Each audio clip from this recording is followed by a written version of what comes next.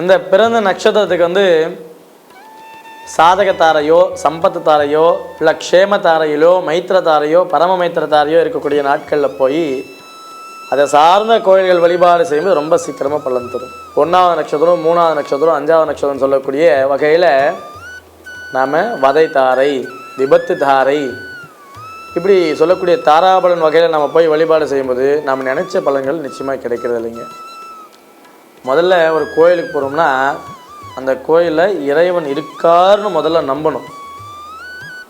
இந்த கோயில் இந்த இறைவன் இருக்காரா, இந்த கோயிலுக்கு போனால் எனக்கு அந்த பிரச்சனை தீர்த்து வைப்பார் அப்படின்னு முழு மனசோடு நம்புங்க. கோயிலில் போய் சுவாமிகிட்ட நம்ம ஆத்மார்த்தமாக வேண்டக்கூடிய விஷயம் என்ன தெரியுமா?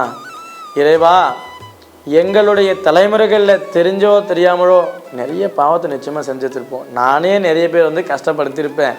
சாமி வந்துட்டேன், கும்பிட்டேன், எனக்கு பார்த்து முடிச்சிடு அப்படின்னு சொல்லிட்டு ஒரு எகத்தாளமாக போயின்னு இருப்போம். எப்போ ஒரு இறைவன்கிட்ட வந்து நம்ம அடிப்பணிஞ்சு போய் வழிபாடு செய்கிறோமோ நிச்சயமாக அவங்களுக்கு கண் கூட பலன் 100% உறுதிங்க.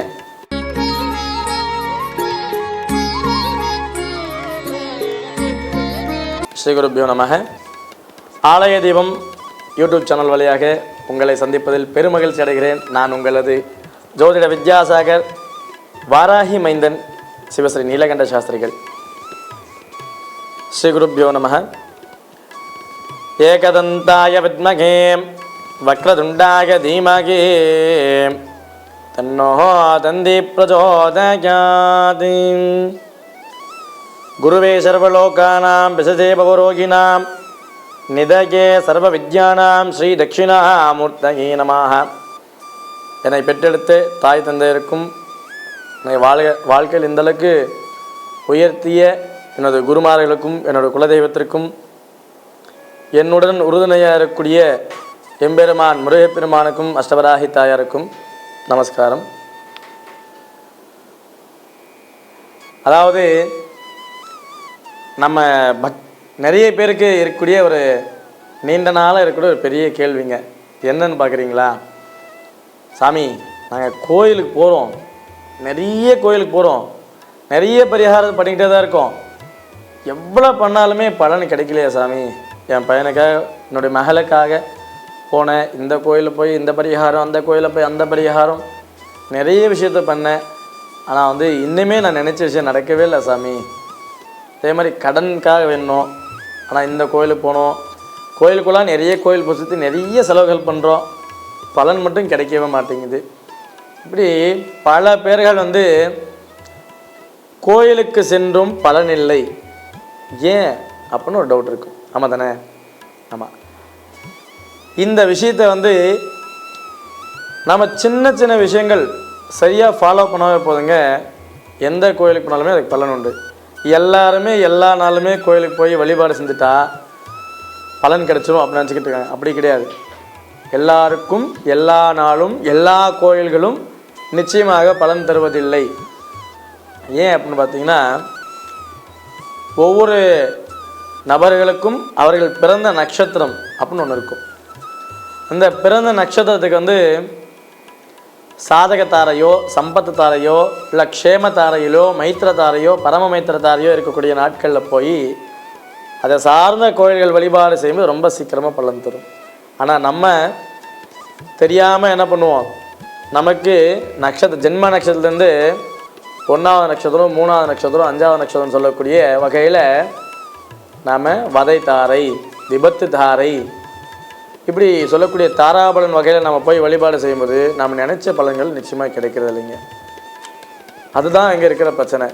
2வது விஷயம், நம்ம போகக்கூடிய எந்த ஒரு கோயிலுக்கு போனாலுமே நீங்கள் இனிமேல் தெரிஞ்ச ஒரு விஷயத்தை செய்யுங்க, நிச்சயமாக 100% 200% உங்களுக்கு அந்த பலன் தரும்.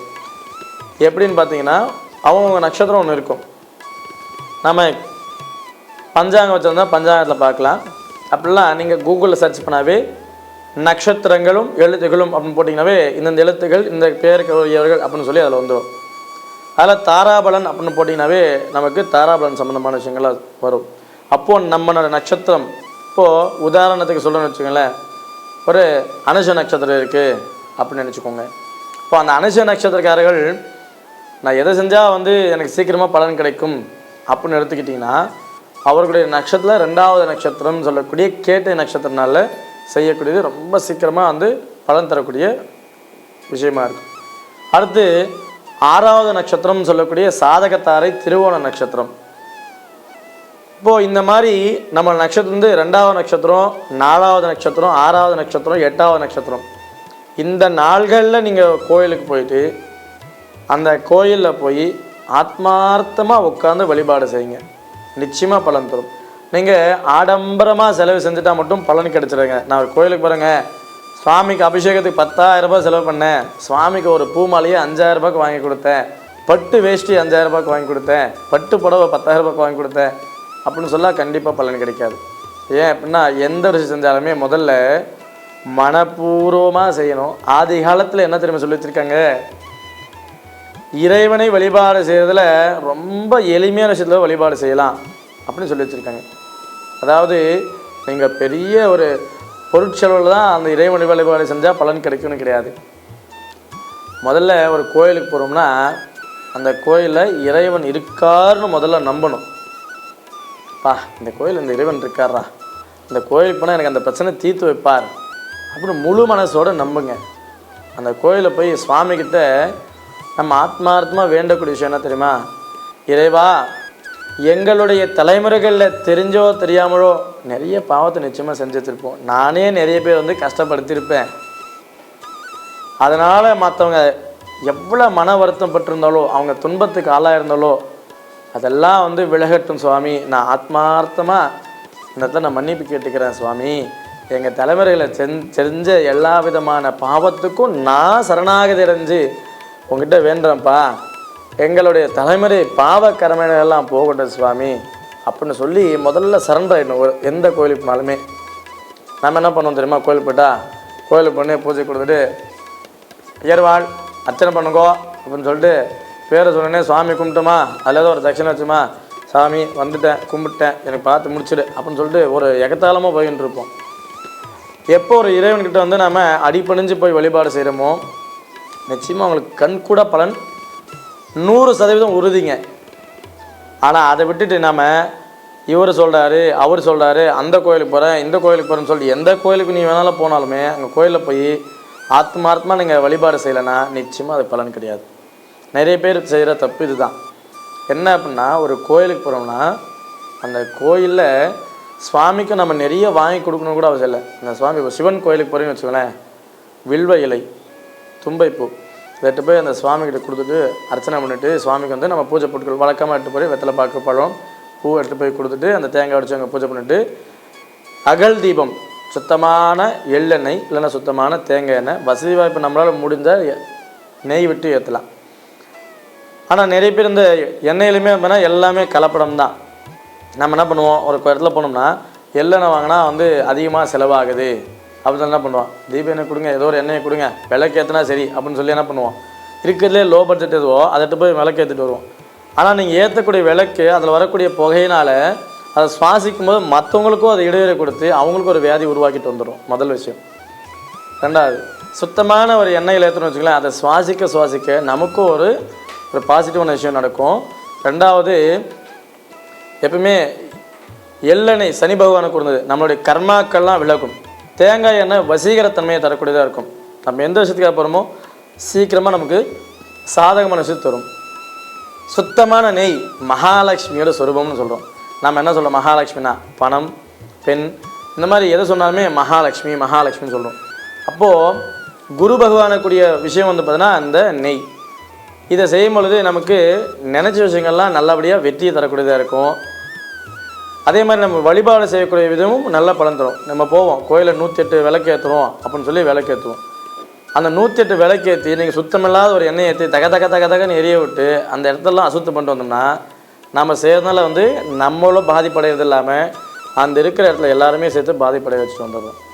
அப்போது நம்ம ஒரு கோயிலுக்கு போனால் எப்படி பலன் கிடைக்கும்னா, நீங்கள் ஒரே ஒரு விளக்கத்தை 2 விளக்கு ஏற்றினா கூட போதுங்க, ஆனால் சுத்தமாக ஏற்றிட்டு வாங்க. அந்த கோயிலுக்கு போய் இறைவன் வழிபாடு செய்கிறீங்களா, ஆத்மார்த்தமாக அந்த இடத்துல போய் சரணாகதி முதல்ல உங்ககிட்ட சரண்டர் ஆகிட்ட சாமி, எனக்கு எல்லாமே நீ தான், எனக்கு தாய் தந்தை எல்லாம் நீ தான் அப்படின்னு சொல்லி உங்ககிட்ட சரண்டர் ஆகிட்டேன். நான் தெரிஞ்சோ தெரியாமலோ செய்த எல்லா விதமான பாவ கர்மனைகளும் எல்லாம் நிவர்த்தி செஞ்சு என் வாழ்க்கையில் உன்னுடைய குழந்தையா என்னை ஏற்றுக்கிட்டு இந்த குழந்தையுடைய வாழ்க்கையில் என்னென்ன எப்போ நீ கொடுக்கணும்னு உனக்கு தோணுதோ அந்த நேரத்தில் அது கொடுப்பா போதும் அப்படின்னு சொல்லுங்கள், போதும், நிச்சயமாக உங்கள் வாழ்க்கையில் பலன் கிடைக்குங்க. அதாவது பொதுவாக வந்து பார்த்திங்கன்னா எல்லாருமே பண்ணுற முதல் தப்பு என்ன தெரியுமா? ஒரு இறைவன்கிட்ட போகிறோன்னு வச்சுக்கலேன், போகும்போதெல்லாம் ஒரு வேண்டுதல், ஒரு கோயிலை போய் வேண்டுதல் வச்சுருந்தா பரவாயில்ல. நம்ம ஏதோ ஒரு விஷயத்துக்காக வேண்டி போகிற வேலை வேணும்னு வச்சுக்கோங்க, முதல்ல இந்த முருகர் கோயிலை போய் வேண்டிட்டு வாங்க அப்படின்னு நாங்கள் போய் வேண்டியிருப்போம். அடுத்து ஒரு திருவண்ணாமலை கோயிலை போய் வேண்டிட்டு வான்னு சொன்னால் அங்கே போய் வந்து எனக்கு சிவபெருமானே எனக்கு வேலை கிடச்சிட்டா வந்து நான் வந்து 100 பேருக்கு அன்னதானம் போடுறேன் அப்படின்னு அங்கே ஒரு வேண்டுதல் வச்சுருப்போம். இது மாதிரி பல கோயில்களில் போய் பல வேண்டுதல் வச்சுருப்போம். ஆனால் வேலை கிடச்சிக்குமா வேலை பிஸியில் அந்த கோயிலெலாம் போய் மறந்துட்டு வந்துட்டு அந்த சுவாமிக்காக எதுவுமே ரிட்டர்ன்னு நம்ம செய்ய மாட்டோம். அப்போ என்ன ஆகுதுன்னா, நாம் எந்த இடத்துல வேண்ட வச்சுருப்போம் அந்த இறைவனுக்கு ஒரு எதிர்பார்ப்பு இருக்கும், வேண்டிட்டு போனே நீ செய்யலை அப்படின்னு சொல்லிட்டு. அதை நம்ம செய்யாத போது நிச்சயமாக அந்த தெய்வ சாபத்துக்கு ஆளாகி நிறைய துன்பத்தை சந்திப்போம். வேலை கிடச்சி நிம்மதி இல்லாமல் இருக்கும். இப்படி அப்போது நம்ம ஒரு கோயிலுக்கு போகிறோம்னா ஏதாவது ஒரு கோயிலில் முழுசாக நம்பி அந்த இடத்துல வந்து வேண்டுதல் வைங்க. இந்த கோயிலில் போனால் எனக்கு இந்த விஷயம் நடக்கும் அப்படின்னு முதல்ல நம்பினா அந்த கோயிலை மட்டும் இறைவா எனக்கு இந்த விஷயத்தை கூட நான் உன்னதான் நம்பி வந்திருக்கேன் அப்படின்னு வேண்டுங்க. மற்ற எந்த கோயிலுக்கு போனாலும் போங்க, கும்பிடுங்க சுவாமி அப்படின்னு சொல்லி கும்பிட்டுவாங்க, தப்பு கிடையாது. நிறைய கோயிலில் போய் நிறைய வேண்டுதல் வச்சுட்டு வந்து அதுக்கப்புறமா அந்த கோயிலுக்கு மட்டும் நம்ம வந்து என்ன பண்ணியிருப்போம், நமக்கு நடந்ததுக்கப்புறமா அவங்களுக்கு எதுவும் செய்ய மாட்டோம்.